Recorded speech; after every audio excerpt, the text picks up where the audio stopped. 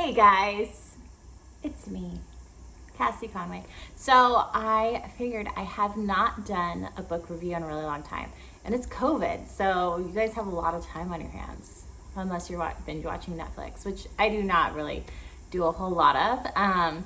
So I just wanted to share some of my favorite books over the past, couple months that I've been reading. So one of them is Illusions, The Adventure of a Reluctant Messiah by Richard Bach. There's an up close. I actually was loaned this by one of the trainers at my gym. And we seem to have a lot of things in common. So this book is amazing. It's a really, really, really easy read. Super easy. So you can carry it in your purse. That's normally what I do. Or if you follow me on Instagram, you see that I always am on a treadmill and I'm reading at the same time. So you can just do really low speed, high incline. You can get your workout in, burn some calories, read some books, kill two birds with one stone, because honestly, no one needs to look at social media anymore. I mean, it's a lot. And the news, for sure, don't watch that at all. So I've been reading a lot. So this book is amazing. So it's fictional, I guess.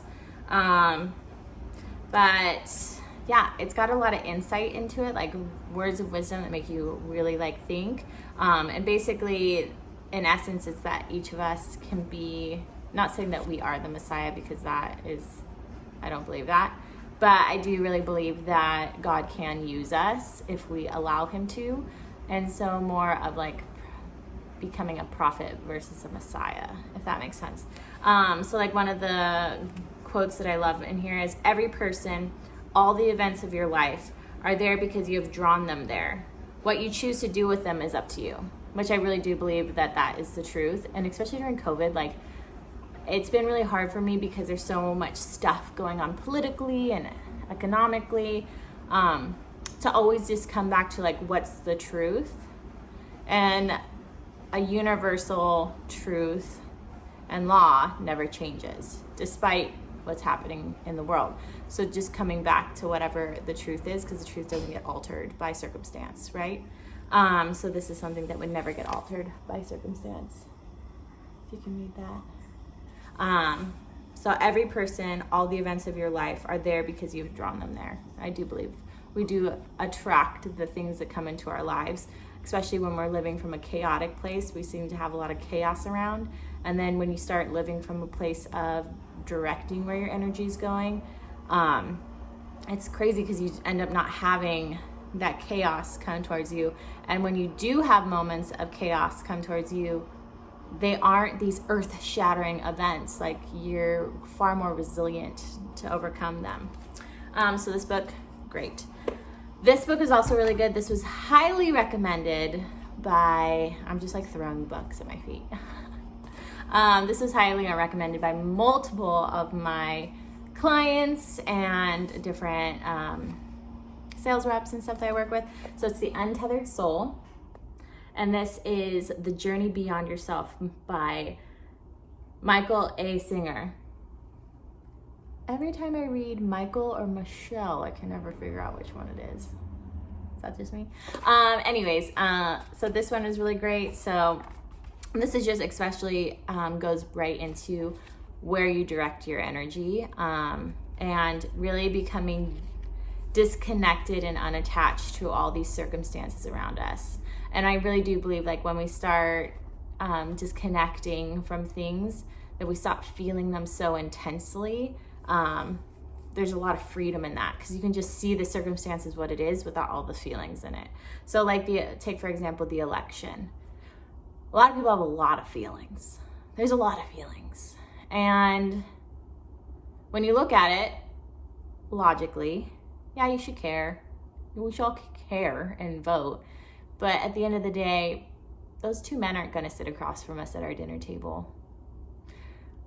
And politicians want to get elected, so they'll say whatever they can to get elected. Their agenda is their own agenda. You'd hope it's, for our best interest, but at the end of the day, each person's pretty selfish. We all are. And so when you can disconnect from it and just say, okay, well, God's got me no matter what happens, there's a lot of freedom in that, because you can't control what another human being's doing. You could try as much as you want, and I really do, and I'm not saying you shouldn't fight for your rights. I do think that there's a place for that, especially in a democracy. I do believe that we, the people, have a right to do that. But being able to just take a breather instead of being so emotional and go, okay, I'm in control of my thoughts, feelings, and actions. And what are my feelings and actions? And how are they dictating my life in a negative way? And how can I deconnect from them? So untethering myself from them. And then there's real freedom. So really good book. This one I really loved. This is called The Secret of the Ages. And this is by Robert Collier. In 7 volumes, The Secret of the Ages in 7 volumes. So there's so many good quotes in this one. I don't know. I am a big underliner, and I write in books all the time. Like, we receive in portion as we give out. True. You cannot receive good while expecting evil, which is true. I can't expect anything good coming in my life if I'm always waiting for the shoe to drop. You cannot demonstrate plenty when looking for poverty. I can't live a gracious, generous life if I'm looking to be poor all the time. It's counterintuitive. You cannot reflect the richness and plenty of universal mind. You cannot mirror peace and health and happiness if you are constantly worried. True. Continually stirred by waves of fear, winds of anger, tides of toil and striving. You must relax at times. You must give mind a chance. You must realize that when you have done your best, you can confidently lean back and leave the outcome to universal mind. So universal mind, some people believe in the universe. I believe that we are created by a divine creator. I believe in God. So I believe that God uniquely created us and that we are a dream. Like, each one of us was uniquely created by him, and he handpicked us, and he knows the number of hairs on our head, and he loves us unconditionally. But I think a lot of the times we still are expected to have a relationship with him, and a lot of the time we don't have a relationship. And he wants it. He says in Psalms that he will lean down to hear our prayers. He wants us to communicate with him. So for me, when I hear universal mind, I say God. So and leave the outcome to God. So if we're doing all the things that we can to, not be so worked up and worrying and fear and doubt, because those are feelings, and we can change our feelings, and our feelings are so erratic. They fluctuate with the winds. So if we continue to focus on steady truth, then even when our feelings are all over the place, we have a pinpoint to focus on and steady and to go in that direction, right? And I really do believe we direct our energy. So the only limits upon you are those you put upon yourself. There will be no such thing then as difficulties and oppositions barring your way. So we're the only one putting roadblocks in our path. We are the only ones. Isn't that crazy? And I think also our change of opinion makes it so those roadblocks don't look as big, because then we're not really a victim. We're empowered to change things, redirect our course.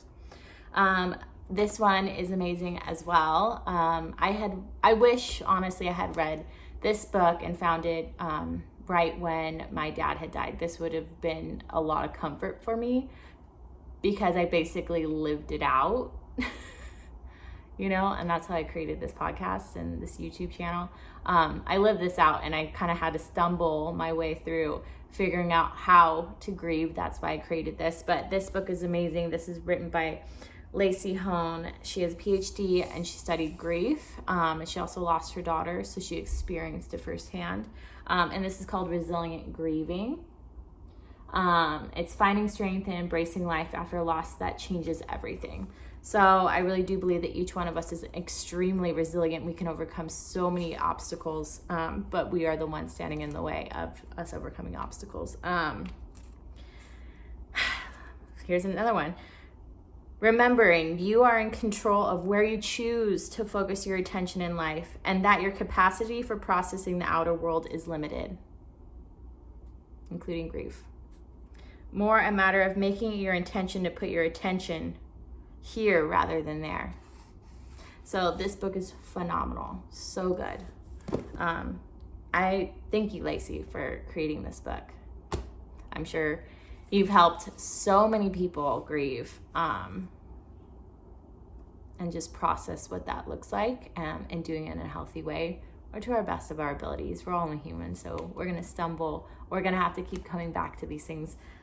That's why I highlight in my books. So when I'm having an off day, or I'm just in a funk, I can come back and I can look through the highlights of, okay, and remember, this is the truth, not what I'm feeling sometimes. And then this one's just about money. But who doesn't like money? Money makes the world go round, apparently. This is called Millennial Money.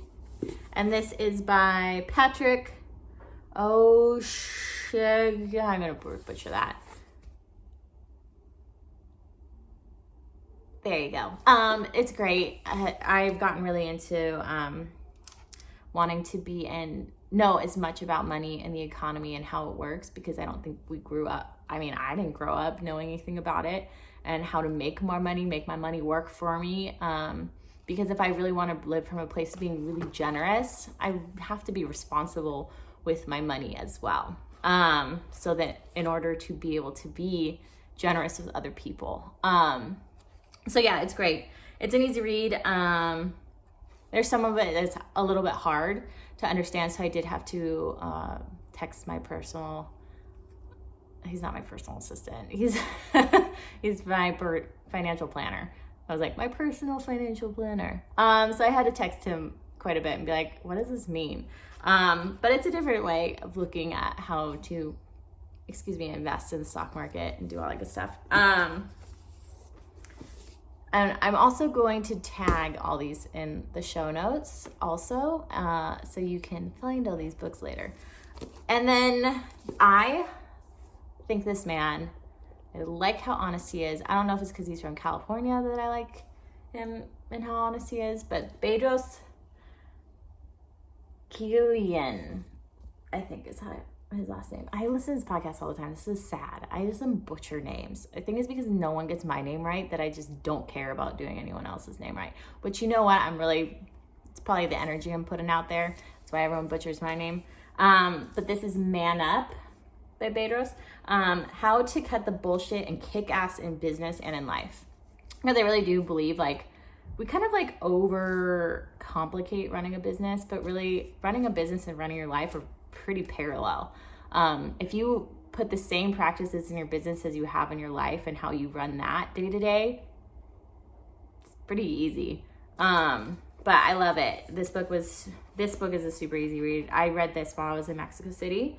I say no to most things so that I can say yes to the things that matter the most to me and work hard on them. I say no to a lot of stuff and I love it. It's great. But it's really easy to do that during COVID. But it's remembering those principles when we're out of this funk. Deep work is hard work, and it should tax you, make you think, make you sweat. It's a state of focused concentration that not only requires your best, but also brings out your best. So working on yourself, working through your shit, because the same blockages you have in your life, your regular day-to-day life, are gonna be in your business life as well. So you gotta work through your stuff. You gotta be the healthiest version of yourself to show up in your business to have it be successful, and the same in your personal life. So it's an awesome book. I would definitely, this is one of those books that I would give as a gift. It's like a gift-giving book. And then this book was amazing. This is Your Hidden Superpower, and this is by Adrienne Bankert, and it's ABC News and Good Morning America. She's one of the hosts, I guess, or anchors. The kindness that makes you unbeatable at work and connects you with anyone. This is just an all-around, this is a really good gift book as well. It's pretty straightforward. It's just kindness should be the principle behind every action you have. And I definitely see that in our society, we have a very consumerist mentality. What can I get out of this person? Or what does this relationship serve for me? Or how does this benefit me? And instead of flipping that into how can I better someone else's life? And how can I be the kindest person I can be? So I've been really trying to implement that, especially I'm single, but in dating. And even if the person, I'm not vibing with them or whatever, that is no excuse for me to be rude or mean. I can be kind. And I can ask them questions and be interested in their life still. And I think it starts with us changing our society by being the change we wish to see in the world. Like, if I don't want someone to treat me like I'm a consumable item, then I need to not treat other people that way. So let's find some quotes. Bringing out the helper in them with your kindness and openness will make them more productive and easier to work with. So this is like when you work with hard to work with people. I believe nearly everyone has a sense of intuitive and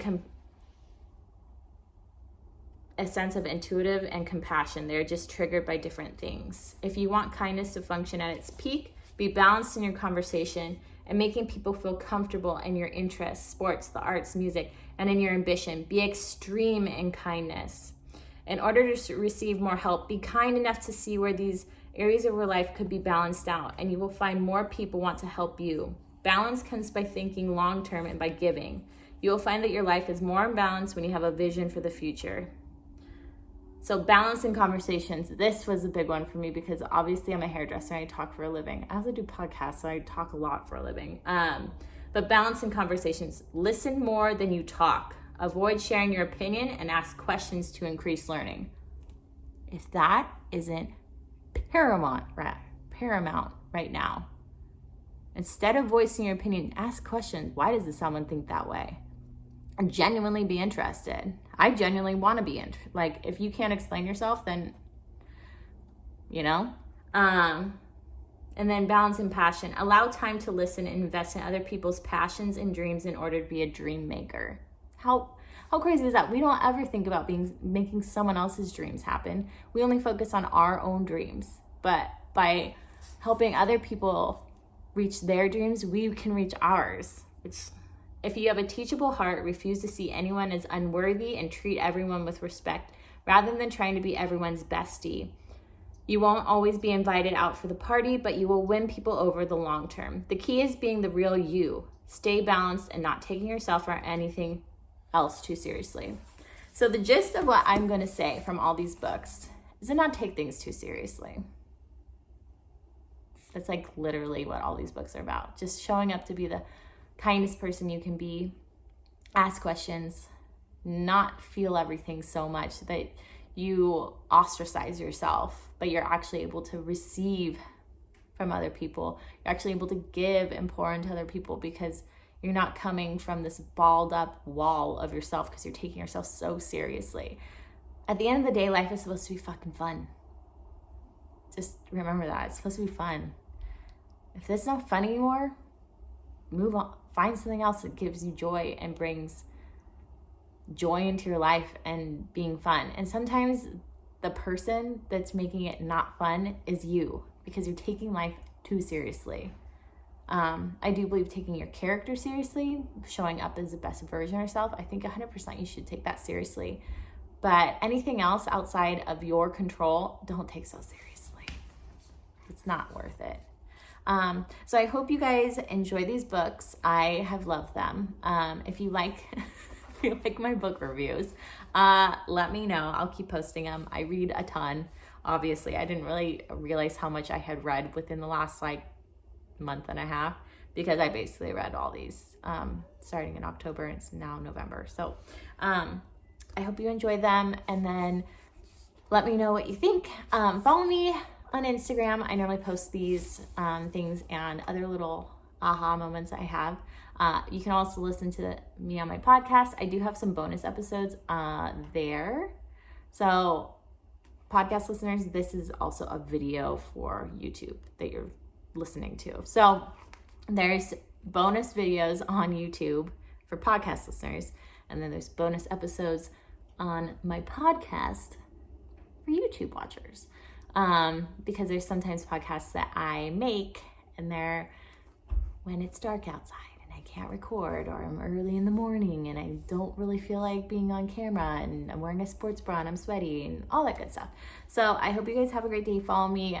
I'm pretty approachable, so if you can DM me, ask me questions. If you want to recap on anything, I would love to hear what's going on in your lives. So I hope you guys have a great day, and just remember, you are way more resilient than you ever give yourself credit for. You have way more power over your life than you think. And you can overcome any obstacle, and you are not a victim. You get to choose the path that you want in life. You get to choose how strong you are. You get to choose how resilient you want to be. I promise, because I am a living example of that. So I hope you guys have a great day. And this is being aired during Christmas time. So I hope you guys have a Merry Christmas, Happy Holidays, Happy New Year, Happy Thanksgiving. Bye.